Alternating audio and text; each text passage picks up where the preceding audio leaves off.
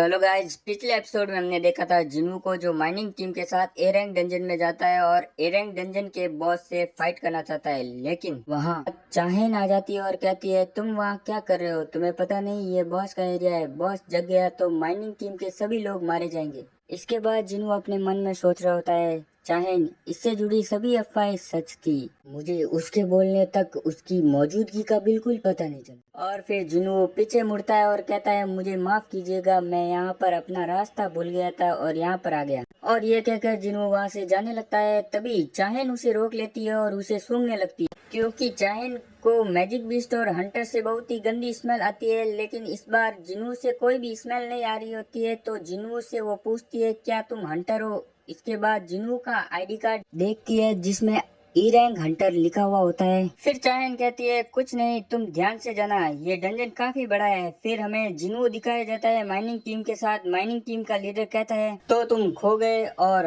Hunter चाहेन से मिले, तुम काफी किस्मत वाले हो, हम तो उन्हें सिर्फ दूर से ही देख सकते हैं। वो ब्रेक के दौरान हर दिन डंजन के बॉस से हमें बचाने के लिए पहरा देती है, इसलिए वो बॉस के रूम के पास थी। और अब बाद में जो माइनिंग टीम का लीडर होता है वो जिन्वो को उसकी पेमेंट देता है और उसे शुक्रिया बोलता है, बिकॉज उसकी वजह से वो लोग जल्दी अपना काम फिनिश कर पाए। और फिर माइनिंग टीम का लीडर जिन्वो की तारीफ करता है और उसे अपने साथ काम करने का ऑफर देता है। लेकिन इस चीज को सुनकर ना जिन्वो हंसते हुए मना कर देता है और ये सुनकर ना बंदा थोड़ा निराश हो जाता है। बट वो जिन्वो बोलता है कि क्या वो एक और दिन उनकी हेल्प कर सकता है। और ये सुनकर ना जिन्वो भी थोड़ा सोच में पड़ जाता है। लेकिन माइनिंग टीम का लीडर जिन्वो को बताता है कि कल उनकी बैक टू बैक एक ए रैंक और एक सी रैंक रेड मिशन है। और अभी जिन्वो अपने मन में सोच रहा होता है कि जो उसका इवेल्युएशन है वो परसों कंडक्ट किया जाएगा, तो उसके पास एक और दिन है रेड करने के लिए। एंड इसके बाद वो माइनिंग टीम के लीडर से पूछता है कि क्या जो हंटर गिल्ड है वो ऑल्सो इस रेड मिशन को ज्वाइन कर रही है कल। और फिर माइनिंग टीम का लीडर जिन्वो को बताता है यस, लेकिन जो सेकंड असॉल्ट टीम है कल वो आएगी। एंड देन वो थोड़ा हंटर्स गिल्ड की तारीफें करने लग जाता है। इसके बाद अब जिन्वो उनकी बात मान लेता है। एंड देन ये सुनकर ना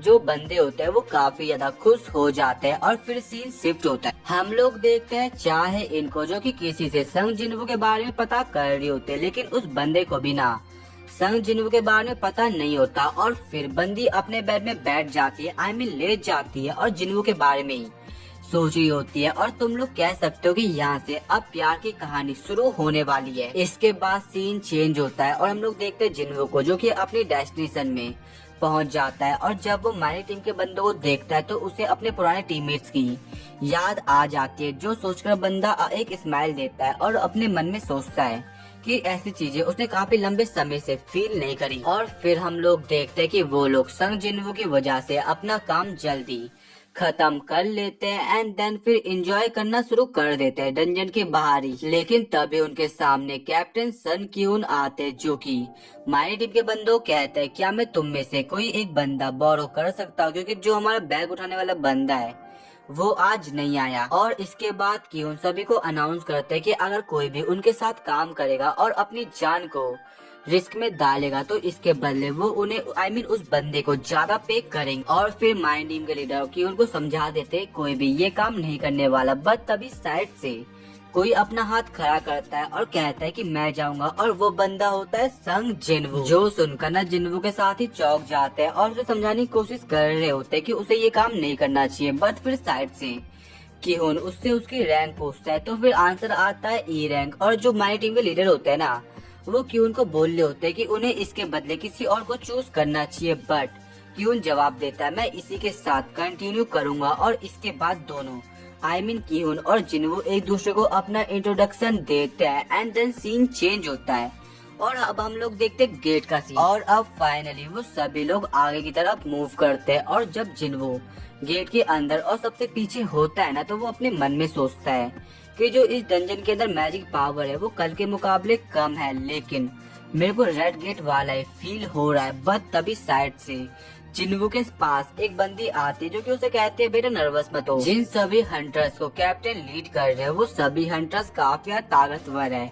और देख के ऐसा लग रहा है ना कि वो जिन्वो को नीचे गिराने की कोशिश कर रही है। बट जिन्वो उसकी बातों पे ध्यान नहीं देता और उसे शुक्रिया बोलता है। एंड देन अब हम लोग क्यून की टीम को देखते हैं जिसके सामने कुछ होता है और अभी सभी लोग समझ जाते हैं कि सामने से उनके तरफ कुछ आने वाला है और इसीलिए सभी लोग सावधान हो जाते हैं और फिर एक आंख उन्हें देखने लग जाती है और फिर हम लोग देखते हैं कि जो डंजन जैकल्स होते हैं वो उन पर हमला कर देते हैं, लेकिन जो स्ट्राइक स्क्वाड होती है वो इजीली उन डंजन जैकल्स के हमलों को ब्लॉक करते हैं और उन सभी को हरा देते हैं। और अभी सभी लोग सरप्राइज होते हैं और बोलते हैं कि जो डंजन जैकल्स है वो इस एरंग डंजन के अंदर क्या कर रहे हैं। और ये चीज जिनको भी सुनता है और अपने सामने वाली बंदी से पूछता है क्या ये रेड मैजिक बीस्ट है, और अब उसके सामने वाली बंदी उसे बताती है ऐसा इसलिए बिकॉज ये सी रैंक मैजिक बीस्ट है और अगर ये इस जगह मर भी जाए तो फिर भी कोई सरप्राइज की बात नहीं होगी। एंड देन अब जिन्हो उन डंजन जैकल्स के सामने जाता है और जब वो उनके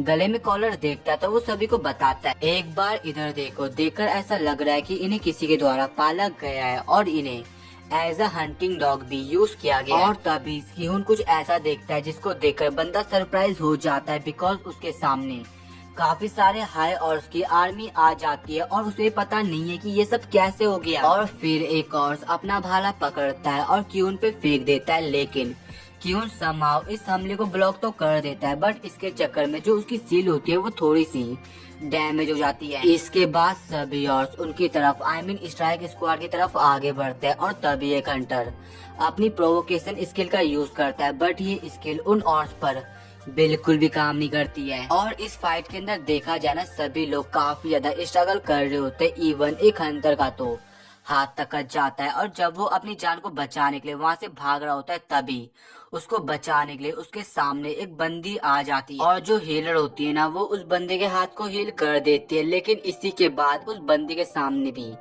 एक और आ जाता है और उस बंदी को ऐसा लगता है कि उसका खेल खत्म। लेकिन तभी कहानी में ट्विस्ट आता है, जो वो ऑर्स होता है वो आसमान में उड़ता है और कोई उसे मार देता है और ये काम होता है जिन। और फिर हम लोग देखते हैं कि उनको और वो जैसे जब अपने सामने वाले ऑर्स को हराता है और अपने आसपास देखता है तो जो ऑर्स होते हैं वो काफी कमजोर पड़े हुए होते हैं। And then at the end वो सभी ऑर्स को हरा देते हैं और ये सब होता है जिन्हों की वजह से। और इसके बाद अब जो दूसरे लोग होते हैं वो क्यून से पूछते हैं कि क्या उन्हें आगे जाना चाहिए, बट जो दूसरे लोग होते हैं वो क्यून को आगे जाने से मना करते हैं। और एट द एंड जो क्यून होता है वो थोड़ा निराश हो जाता है बट एज अ लीडर वो अब पीछे जाने का डिसीजन लेता है। और जैसे जब वो लोग पीछे जाते तो उनके सामने एक बैरियर होता है और जब वो लोग उस बैरियर को ब्रेक करने की कोशिश करते हैं मैक्स लोग, तभी जो मैक्स होते हैं ना उनके मुंह से खून निकलने लग जाता है। वो लोग काफी ज्यादा स्ट्रगल कर रहे होते हैं बट अचानक से तभी बंदा पीछे की तरफ देखता है और उसके सामने पूरे काफी सारे ऑर्स की आर्मी आ जाती है। एंड देन अब उसके पास कोई चारा नहीं होता आगे बढ़ने के और वो अपने मन में सोचता है हम यहाँ पे पॉइंटलेसली मर जाएंगे अगर हम लोग इनसे फाइट करते हैं तो। और अब जो वो ऑर्स होता है वो क्यून के सामने दहाड़ता है और उसे अपने पास आने अपने पास बुलाता है और उसका नाम होता है कारगिल गान। और अब वो लोग ना चाहते हुए भी ऐसे ही करते हैं और जब वो लोग आगे बढ़ते हैं तो उनके सामने एक बहुत बड़ा एरिया होता है जहाँ पे चारों तरफ ऑर्स ही ऑर्स होते हैं और उनके सामने जो कारगिल गान होता है वो बैठा हुआ होता है जिसे उसके गार्ड कर रहे हैं। और इसी के साथ ही हम लोग आखिर में मेन विलन की झलक देखते हैं और जो अपना एपिसोड होता है वो खत्म हो जाता है और अगले एपिसोड में हम लोग खतरनाक सी फाइट देखने वाले हैं। और इसी के साथ ही अपना एपिसोड खत्म हो जाता है। तो अब मिलता है नेक्स्ट वीडियो।